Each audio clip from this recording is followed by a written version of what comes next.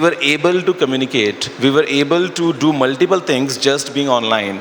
Work from home started in a flick, because everything was there. We had the connectivity, we had the resources, we had the brilliant minds to take advantage of that.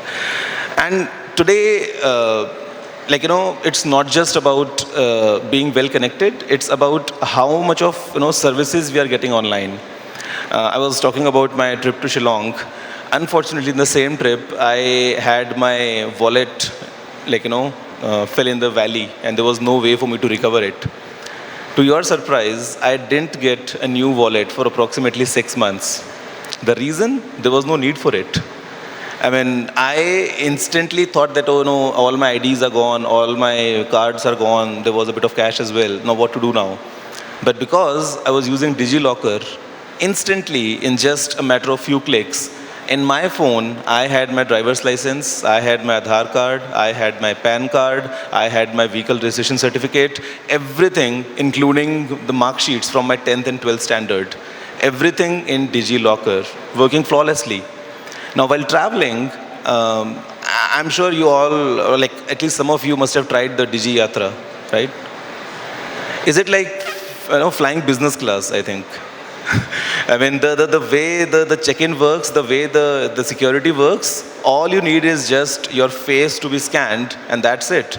In one click, you breeze through security, all thanks to this strong digital network. So things like the DigiLocker, things like DigiYatra, they have truly enabled us to be able to live in this digital lifestyle. And I don't think there is any divide in this, because it's all inclusive. Everyone has got an Aadhaar card. It's a random 12 digits number which kind of has your own identity. And because everything is built on top of the layer of Aadhaar, everything is very well connected together. So it just feels like very casual. You just push in 2 clicks and it's all set. In India, for example, we have the ONDC as well. Anyone tried ordering from ONDC? Good discounts, right? Good pricing. Because all thanks to the open network for digital commerce. There are so many things. I mean, I'm just touching on some of the basic ones, but the way we have transformed digitally, I could never imagine 10 years ago कि मैंने कभी सोचा भी होगा, one day would have this kind of a future. I'm sure you guys rarely go to any banks these days.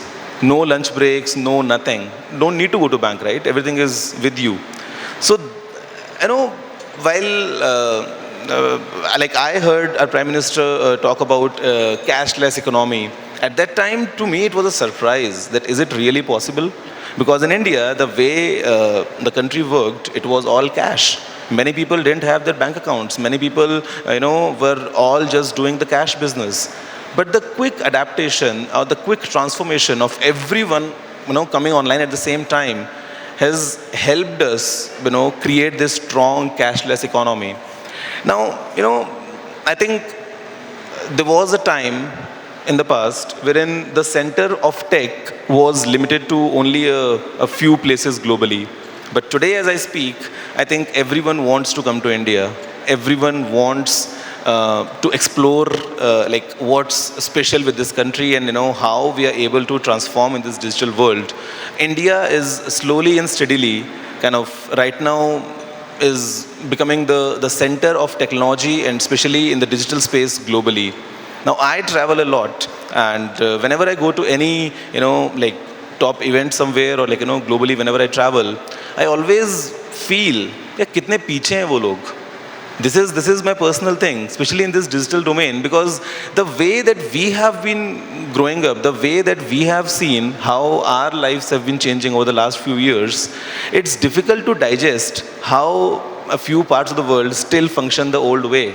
They still have everything offline in a physical form, wherein I have everything in my phone working flawlessly for me.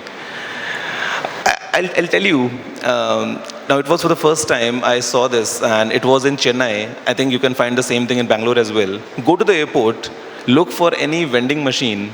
I'm sure that machine might have a QR code.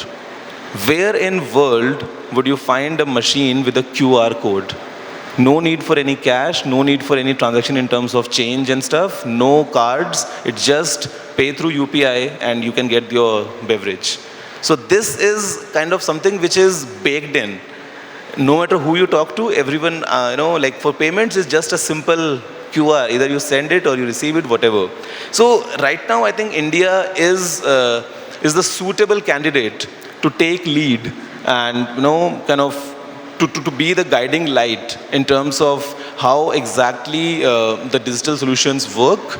And India, like for example, G20 is a very important and kind of a very significant moment right now that India can take the lead and teach the world, teach the G20 members, for example, how to use the power of digital in terms of bringing everyone together and taking away all the digital divide.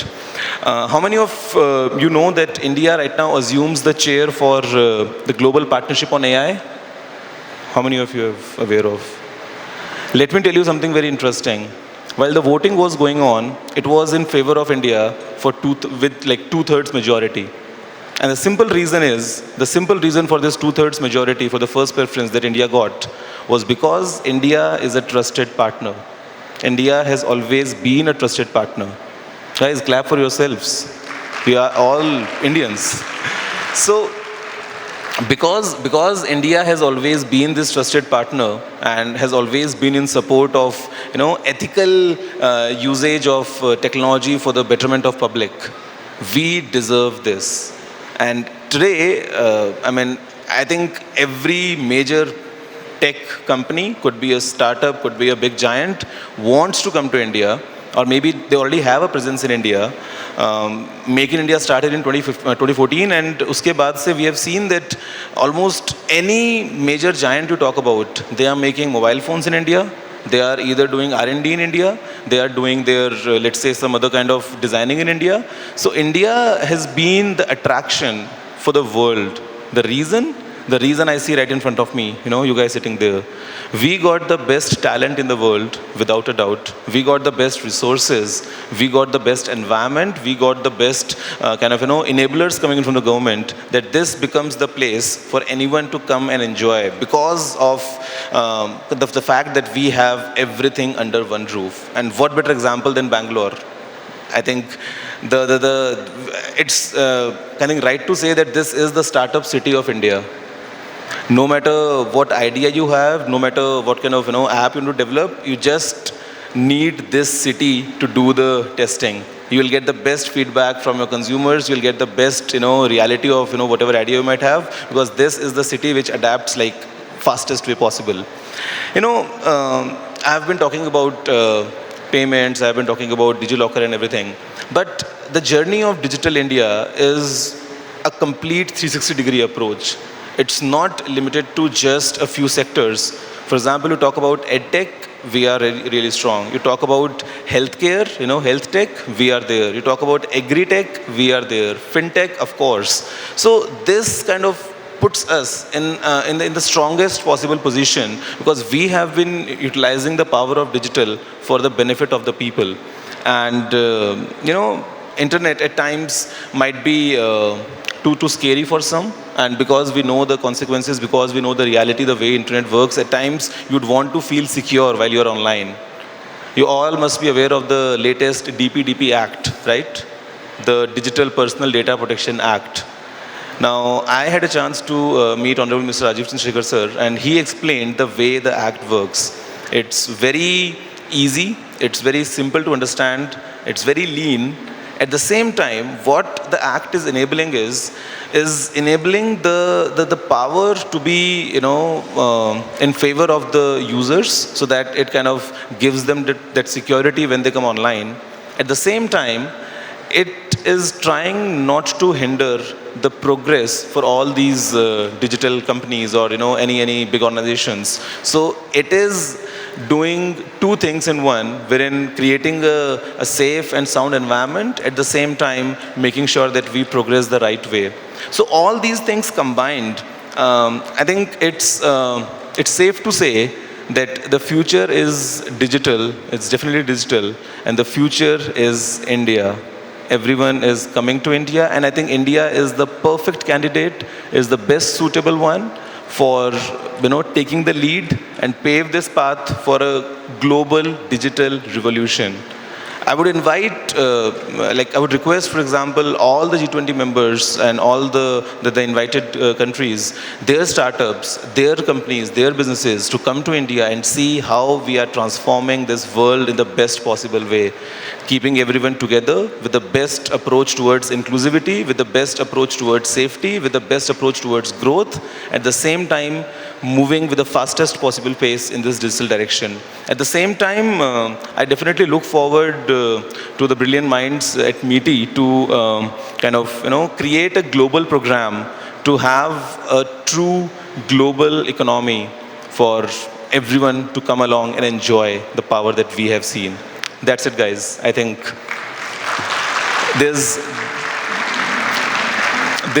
a lot more to say, but it would take hours and hours and hours, and I'm sure you all have experienced the power of digital. You all have experienced the power of this connected ecosystem that we have. Innovations, there's no doubt about it. We have plenty of them going forward. एक लंबी सी list बन जाएगी, to be honest. And for everyone coming in here as a guest, I would request all of you to just go out and explore the way we operate in this digital domain. Thank you.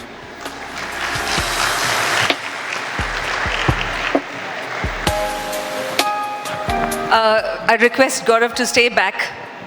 Gaurav, आ जाइए. एक तो आपके लिए तालियां भी. The technical guru needs some more love, people. May I request Aditya Singh, Head of Strategy at Kia, to please step up and give a token of appreciation for such an authentic talk. मतलब बहुत मज़ा आया और बहुत relatable लगा. And I think many in the audience can vouch for that. So on that note, let's have the memento given to Gaurav at this point.